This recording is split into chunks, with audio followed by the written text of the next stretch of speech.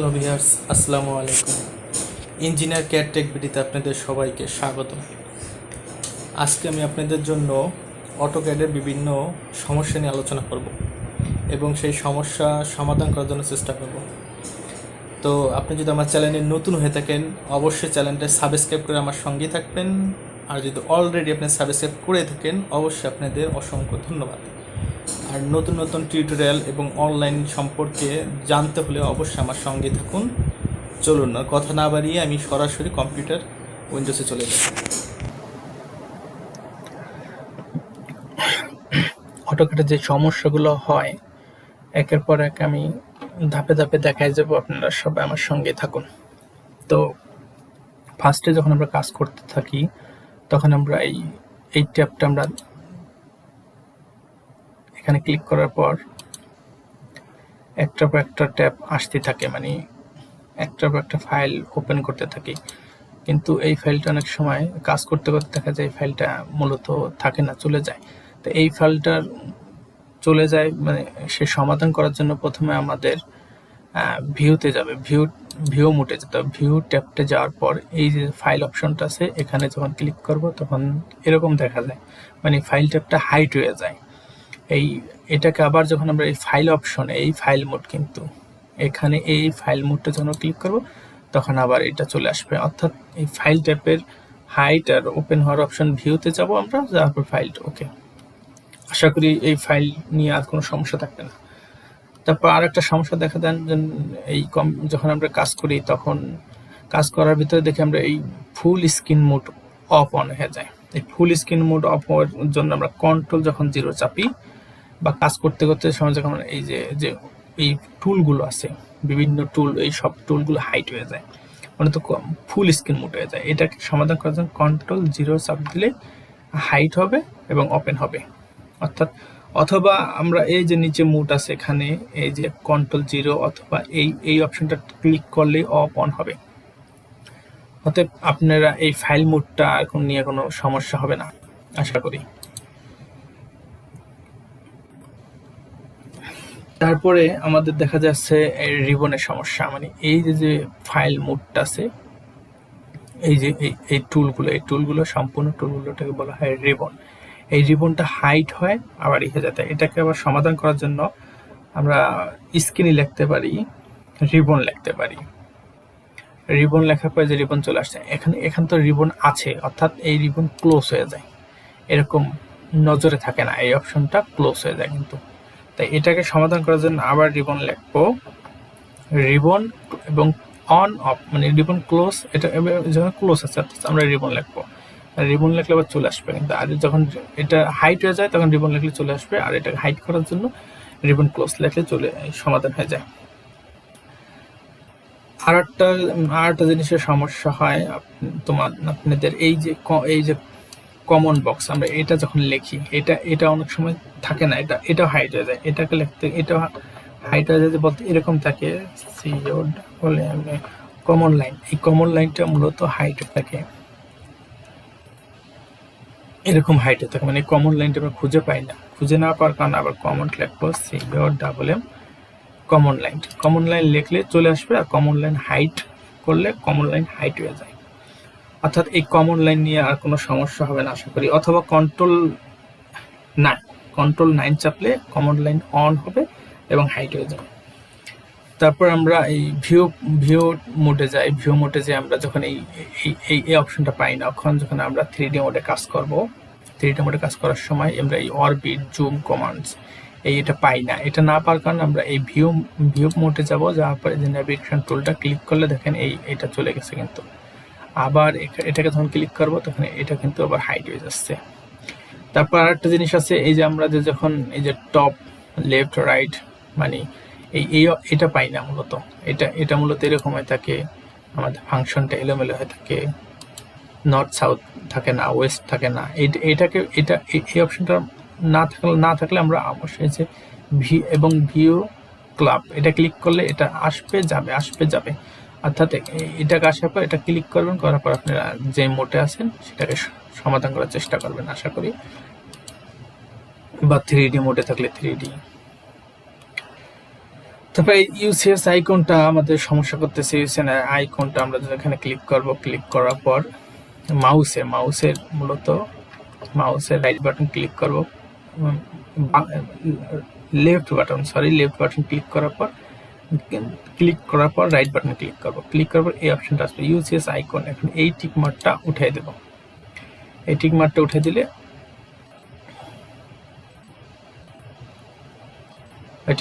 দিলে হয়ে যাবে। তারপরে আমরা যখন এই যে কাজ করতেছি দেখেন, এটা এখানে কিন্তু রাখছি না, এটাকে বলা হয় গ্রাফ। এই গ্রাফে অনেকে চায় গ্রাফ কাজ করবো না, আমরা গ্রাফ উঠে দেবো, তাহলে কন্ট্রোল জি চাপলে এই গ্রাফ মোডটা আসবে আর যাবে। Control G, just control G, এটা গ্রাফের কাজটা কন্ট্রোল জি। তারপরে ফাইল টেপের ভিউ মোড, মেনু বার।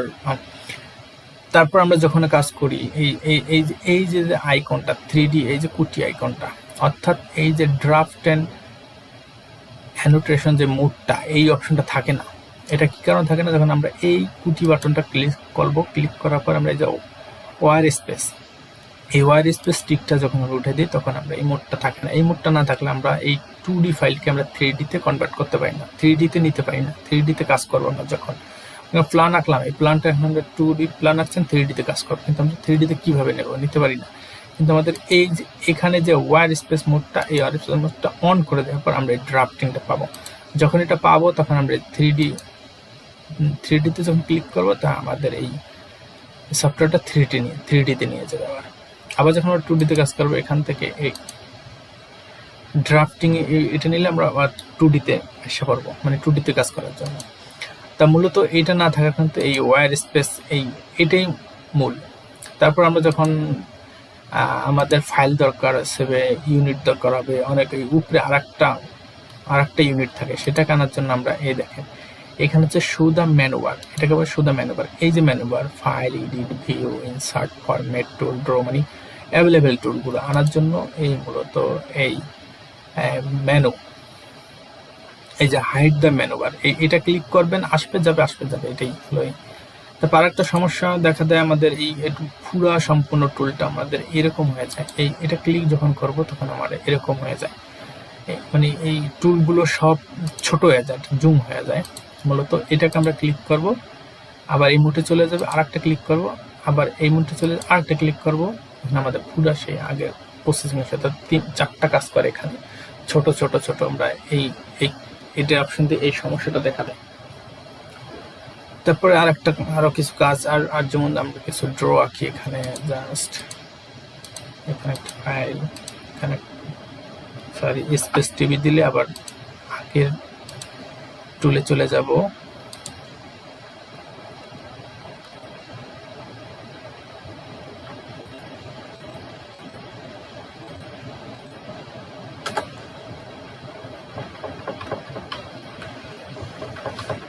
এখন আমরা যখন এই দেখেন আমি এখানে কাজ করব, এই প্ল্যান্ট আঁকবো, এখানে প্ল্যান্টটা আমি এখানে মিড পয়েন্টে একটা রেখা টানবো, আমি এই মিড পয়েন্টে রেখা টানবো। মিড পয়েন্ট কিন্তু ধরতেছে না, এখানে আমি এটা কিন্তু ধরতেছে না, এই সমস্যাটা দেখা দেয়।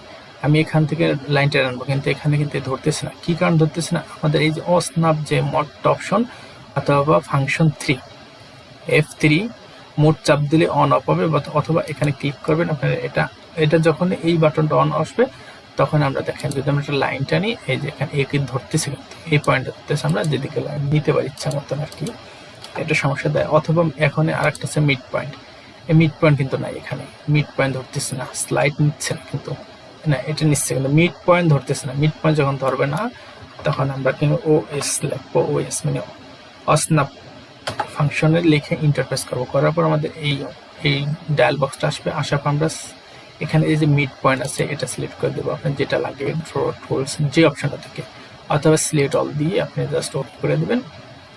ওকে করে দেওয়ার পর দেখবেন আপনি যখন কাজ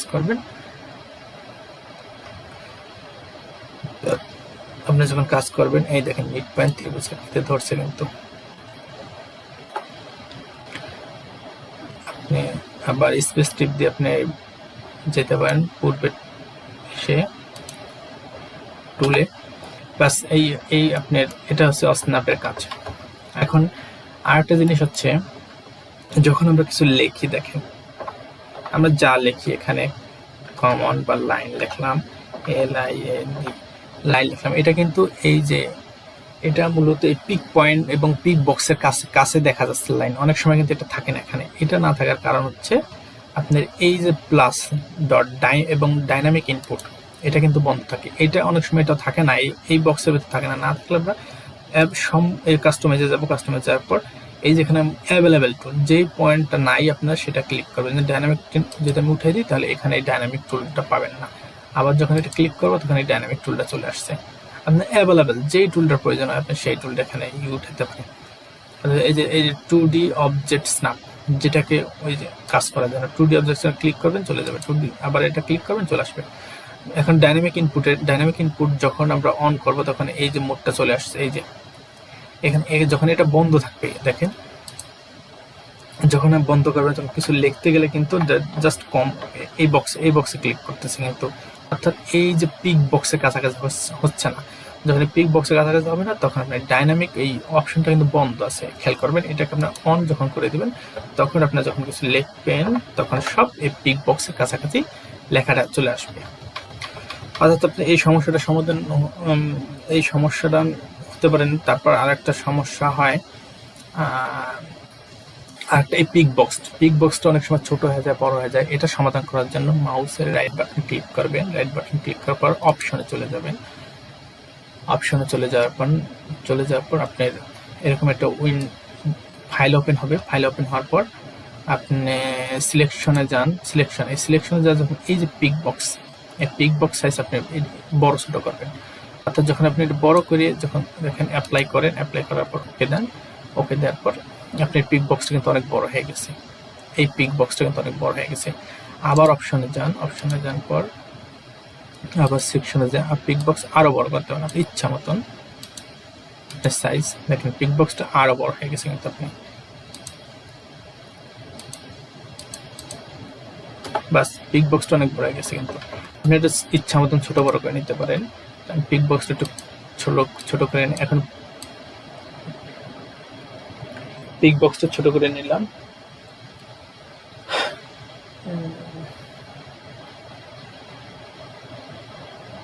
পিক বক্সটা ছোট করে, তারপরে আরেকটা অপশন আছে আপনার 3D সিস্টেম টুল, অবজেক্ট ড্রাফটিং, সাইজ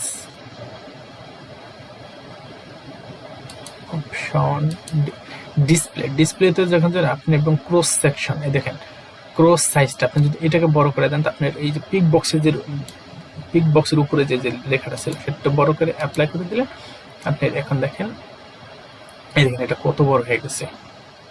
এই পিক বক্সের দুই পাশে যে যোগ আকারের মতন দেখা যাচ্ছে, যোগ চিহ্নের মতন, এটা কিন্তু অনেক বড় ছোট দেখা যাচ্ছে।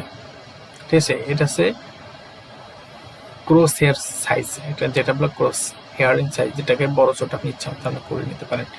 আরেকটা জিনিস আছে ওপেন অ্যান্ড সেভটা যে কাজটা হচ্ছে আপনার যখন আপনি কোনো কাজ করবেন, যখন আপনি অটোক্যাডে কোনো কাজ করবেন তখন আপনি মনে করেন আমি একটা ফাইল কাজ করছি, এটা 1 মিনিট পর অটো সেভ হয়ে যাবে। আপনি সেভ করার প্রয়োজন না, কন্ট্রোল দিয়ে সেভ করার কোনো প্রয়োজন নেই, অটো সেভ হয়ে যাবে 1 মিনিট পর।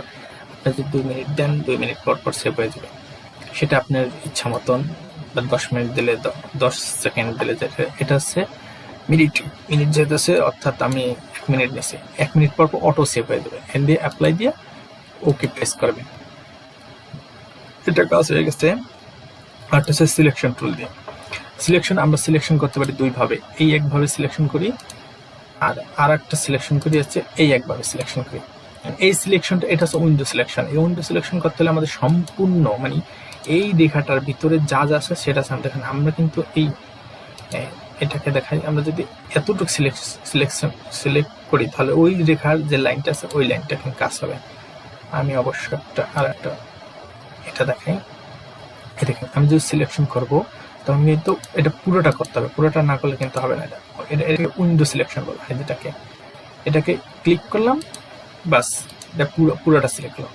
আর যখন আমি এই পাশে ক্লিক করলাম একটু যদি পাই এ সম্পূর্ণ নিয়ে নেবে, এই রেখাটা আলাদা একটু যদি পাই সম্পূর্ণ নিয়ে নেবে, কিন্তু এই মানে এর ভিতরে যেটা পাইবে সে সম্পূর্ণ নিয়ে নেবে।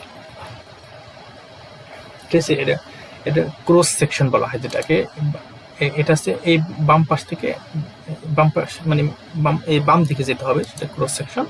ক্রস সেকশনে অল্প টেনে পেলে যেটুকু মানে এরিয়ার ভিতরে পাক না খায়, যেই রেখার টাচ করবে সেটাই সিলেকশন করতে হবে। উইন্ডো হচ্ছে সম্পূর্ণ সিলেকশন করতে হবে। এই হচ্ছে আমাদের উইন্ডো সিলেকশন টুল নিয়ে কাস্টমাইজ। তারপর এই হচ্ছে কাজ, আচ্ছা ডিসপ্লে ডাইনামিক অফ অন, এটা অন করতে পারি বাস। এই আর এই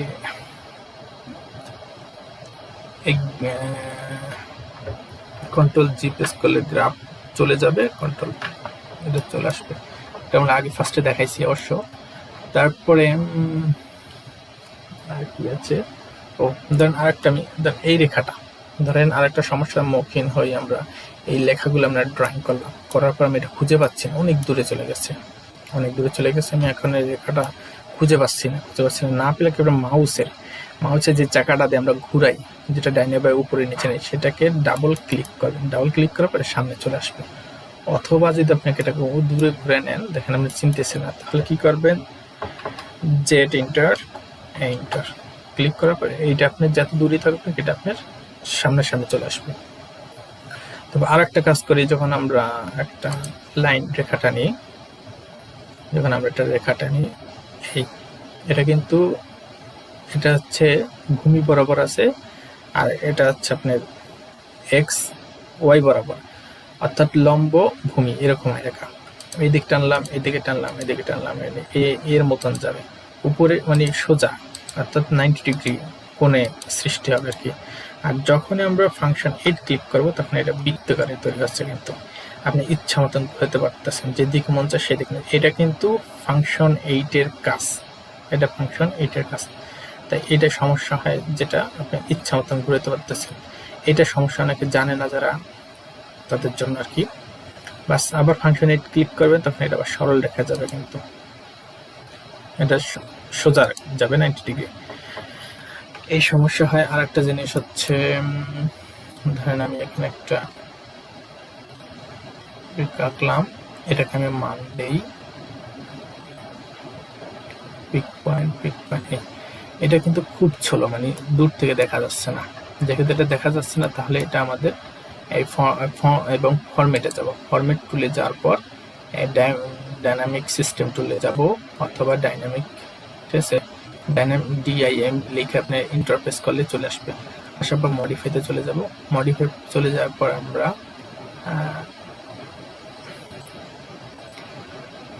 ফিটে এবং ফিট অপশনে যাওয়ার পর আমরা যদি এটাকে আমরা 10 বাড়াই দিই, একটু বাড়াই দিই, ওকে করব। ওকে করার পর সেট কারেন্ট দিয়ে দেবো। তখন এটা কিন্তু দেখেন এখন আপনার চোখের সামনে নজরে চলে আসছে। অর্থাৎ আপনি ছোট বড় যা করেন, আপনার ব্যক্তিতে আপনার চোখের নজরে যতটুকু প্রয়োজন আপনি সেতটুকু যা করতে পারেন। ডাইনামিক মডেলিং যাওয়ার পর বাস। বাট এখন আপনি টেক্সটে কোনো কালার দিতে চান, টেক্সট কালার দিতে চাইলে এখানে আপনি ইচ্ছা মতো কালারিং করে নিতে পারেন, আপনি যে কালারটা ভালো লাগে। বা ফিট এবং ফিলের অপশন আপনি কালারিং চেঞ্জ করে দিতে পারেন, মানে বক্সের ভিতরে একটি কালারিং। অথবা যদি বাই নো দেন, তাহলে তো কালারিং হলো না। এটাই থাক। ফিট, টেক্সট এবং অ্যারো, এই যে আপনি ডাইনামিকের যে অপশনটা মাপ, এই অ্যারো টুলে আপনি যেই কালার যেটা দিতে পারেন, আপনি যদি এটা দেন, তাহলে এটা হচ্ছে অ্যারে আপনি যেই চিহ্নটা ইউজ করবেন সেটা। অ্যারো সাইজ বড় ছোট দিতে পারেন, ইচ্ছা করলে বাড়াতে পারেন, এখানে লিখে দিতে পারেন আপনি টু, বা আপনি যা লেখেন আর কি সেটাই হবে বাস। আর ইউনিট সেট আপ করার জন্য আপনি যখন আপনি ফিটে কাজ করবেন, ফিট ইঞ্চিতে কাজ করবেন, তখন আপনি আর্কিটেকচার দিতে পারেন অথবা ইঞ্জিনিয়ার দিতে পারেন, যেটাই নেন আপনি। আর যদি মিটারে কাজ করেন, তাহলে আপনি এই যে ডেসিমেলে নেবেন মিটারে কাজ করলে। আর ফিট ইঞ্চিতে কাজ করলে তো আর্কিটেকচার নেবেন। কিন্তু এইটা খুব ইম্পর্টেন্ট, এটা কিন্তু এই যে 0 ফিট 0 ইঞ্চি এটা নিতে হবে। এটা না নিলে ফিট ইঞ্চিতে কাজ হবে না আপনার, এটা সেট আপ করার জন্য আর কি। যাক, নেওয়ার পর আপনি ওকে দিবেন, দেওয়ার পর সেট কারেন্ট দিয়ে বাস ওকে, আপনার পেজটা মূলত সেট আপ হয়ে গেল। আপনি জাস্ট এই আপনি পেজটা সেট আপ হয়ে গেলে আপনি ওই রেখায় যেটাই নেন না কেন এরকম হবে, আপনি রেখাটা ছোট বড় করে নিতে পারেন। ওখানে যে ফার্স্টে যে ফেলে দেখালাম, তারপরে ফরম্যাটে আবার ইউনিট সেট আপ করে নেবেন আপনারা, যেহেতু ডাইনামিক সেট আপ করছেন ফিট ইঞ্চিতে, তাহলে এটাও একই মোড নিতে হবে। ওটা আর্কিটেকচার, এটা 0 মিটার 0 কি 0 ফিট 0 ইঞ্চি। এটা আপনি ডিগ্রি মিনিট সেকেন্ড নিতে পারেন। নেওয়ার পর ফ্লোর দেওয়ার পর ওকে দিয়ে দিতে পারেন। বাস, মানে পেজটা ফুল সেট আপ হয়ে গেলে আপনি কাজ স্টার্ট করবেন। পেজ সেট আপ দিয়ে সিলেকশন ইউনিট, আশা করি সম্পূর্ণ এই কটা টুলই সমস্যা দেয়, আর কোনো সমস্যা দেয় না। আর যদি তারপর আপনার যে কোনো সমস্যা হয় এটার ভিতরে, তখন আপনার আর কোনো সমস্যা যদিও হয়, তাহলে সর্বশেষে যে আপনি মাউসের রাইট বাটন ক্লিক করে অপশনে চলে যাবেন। অপশনে চলে যাওয়ার পর আপনার এই প্রোফাইলে চলে যাবেন। প্রোফাইলে যাওয়ার পর রেস্টোরে যাবেন। রেস্টোরে ওকে দেবেন। ওকে দেওয়ার পর আপনি রেস্টোর হয়ে গেছে অলরেডি, অ্যাপ্লাই দিয়ে বাস ওকে করবেন। এখন আপনার যে কোনো টুলের সমস্যা যদিও হয়ে থাকে, আপনার রেস্টোর দেওয়ার কারণে এই টুলটা কিন্তু আপনার অটোমেটিকলি অটো রেস্টোর করে সব ফাংশনগুলো ওকে করে ফেলবে আশা করি। তা ভিউয়ার, যদি আমার টিউটোরিয়াল যদি আপনাদের একটু উপকৃত হয়ে থাকেন, তাহলে অবশ্যই আমার সঙ্গে থাকেন, লাইভ দিয়ে এবং শেয়ার করে এবং সাবস্ক্রাইব করে আমার সঙ্গে থাকেন। আমি এখন থেকেই অটোক্যাড 2D এবং 3D এবং 3D ম্যাক্স সম্পর্কে বিভিন্ন টিউটোরিয়াল দিতে থাকবো, যা থেকে আপনারা কাজটা শিখে মূলত অনলাইনে আর্নিং করার একটা মাধ্যম হয়, তারা অনলাইনে আর্নিং করতে পারেন সেই সম্পর্কে আপনার ধারণা দিতে থাকবো আমি, কীভাবে আপনারা বিভিন্ন সাইডে অনলাইন থেকে ইনকাম করতে পারেন। সরাসরি লাইভ প্রজেক্ট দেখাবো আপনাদের আমি। তাই ভালো থাকেন আপনারা, আশা করি। থ্যাংক ইউ, ধন্যবাদ সবাইকে।